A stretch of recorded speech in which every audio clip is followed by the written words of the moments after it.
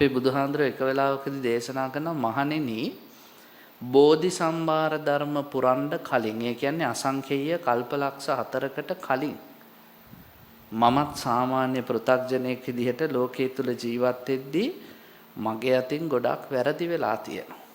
භාග්‍යතුන් වහන්සේ බෝධි සම්භාර ධර්ම පුරන්න කලින් වැරදි කරලා තියෙනවනේ බිම්වන්නේ. සමහර ලාල් වලට මිනිස්සුયો මැරිලා තියෙනවා. ඔයත් අහලා ඇතිනේ අර සුව කරන්න බැරි කොන්දේ ආබාධයක් ගැන කියද්දි භාග්‍යවතුන් වහන්සේ කියනවා මේ මිනිස්යාගේ කොන්ද කැඩෙනවා කියලා දැන දැන උස්සලා පොලේ ගැහුවා. සසරේ ඒකේ විපාක හම්බුණා. භාග්‍යවතුන් වහන්සේ දේශනා කරන මගේ අතින් හොරකම් වෙලා තියෙනවා. ස්ත්‍රී දූෂණ අපචාර වෙලා තියෙනවා. මම සසරේ මත්පැන් මත්ද්‍රව්‍ය පානය කරලා තියෙනවා.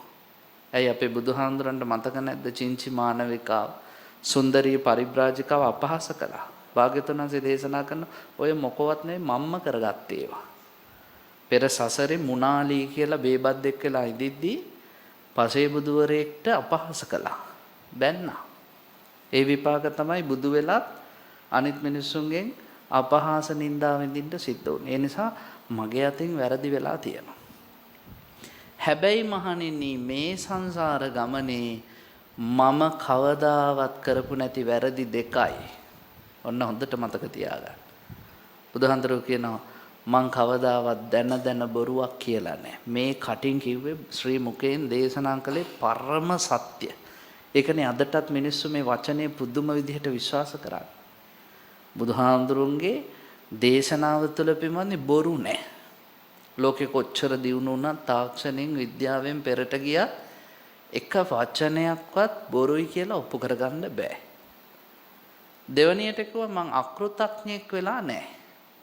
ඒ කියන්නේ මිනිහෙක් මට උපකාරයක් කළා නම් මං කලෙහි ගුණ දන්නේ නැති විදිහට වැඩ කරලා නෑ. කොටින්ම කිව්වොත් හෙවණකට ගහක් යට හිටියානම් ගහේ කොළයක්වත් මං කඩලා නැහැ. ඔන්න බුදුහාඳුරෝ නොකරපු වැරදි දෙක සසරේ. මේ බොරු කීම කියන එක පින්වත්නි අපි හිතනවට වැඩිය භයානකයි.